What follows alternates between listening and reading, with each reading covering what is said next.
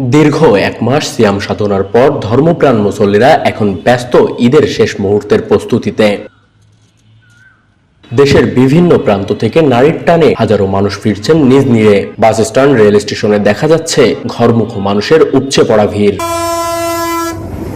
অন্যদিকে দক্ষিণ পশ্চিম অঞ্চলের গুরুত্বপূর্ণ জেলা যশোর থেকেও অনেকে ফিরছেন তার নিজ জেলাতে। পরিবার পরিজনের সঙ্গে ঈদের আনন্দ ভাগাভাগি করতে সবার মনে যেন এক অদম্য আকুলতা বিরাজ করছে।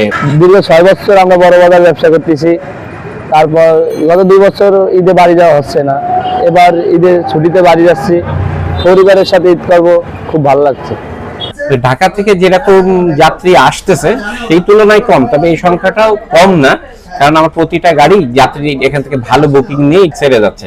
তাতে এটা বোঝা যায় যে বেশ কিছু মানুষ এই যশোর শহরেও চাকরি সুবাদে ছিলেন যারা এখনো যাচ্ছেন। ঈদকে সামনে রেখে বাজারগুলোতেও এখন ক্রেতাদের ভিড় চোখে পড়ার মতো। শেষ মুহূর্তের কেনাকাটায় ব্যস্ত সময় পার করছে ক্রেতারা। কেউ কিনছেন নতুন পোশাক, কেউ আবার ব্যস্ত ঈদের বাজার সদাই করতে। বিশেষ করে শেষ রমজানে শপিং মল ও বিপণী বিতানগুলোতে উপচে পড়া ভিড় লক্ষ্য করা যাচ্ছে। আড়ং থেকে বাচ্চাদের জন্য নিলাম, খুবই কমফোর্টেবল, ওদের ড্রেসগুলোর কালেকশন ভালোই লাগছে, কিন্তু প্রাইসটা একটু বেশি।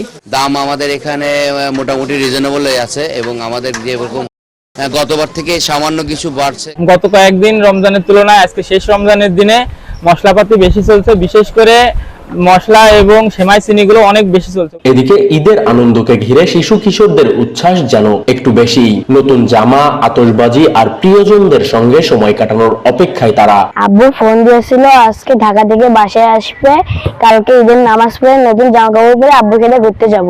আজকের সময়টা আমার কাটছে না, কারণ কালকে ঈদ, কালকে আমি নতুন জামা কাপড় পরে আমার বন্ধুদের সাথে ঘুরতে যাব। তবে এই ব্যস্ততার মধ্যেও আইন শৃঙ্খলা রক্ষাকারী বাহিনী সতর্ক অবস্থানে রয়েছে। যাত্রীদের নিরাপদ যাতায়াত নিশ্চিত করতে নেওয়া হয়েছে নানা পদক্ষেপ। পবিত্র এই রমাজান মাস শুরু হওয়ার পর থেকে আমরা আমাদের সামগ্রিক নিরাপত্তা বেষ্টনীকে আমরা জোরদার করেছি। নিয়মিতভাবে বিভিন্নভাবে চেকপোস্ট করছি, আমরা স্পেশাল বিভিন্ন চেকপোস্ট করছি এবং মানুষ যেন নির্বিঘ্নে এই ঈদ উদযাপন করতে পারে, ঘোরাফেরা করতে পারে, কেনাকাটা করতে পারে, সেটি নিশ্চিত করবার জন্য আমরা সামগ্রিক পরিকল্পনা গ্রহণ করেছি। সব মিলিয়ে এক মাসের আত্মসংযমের পর ঈদকে ঘিরে আনন্দ, ব্যস্ততা আর ভালোবাসার এক অনন্য পরিবেশ সৃষ্টি হয়েছে যশোরে।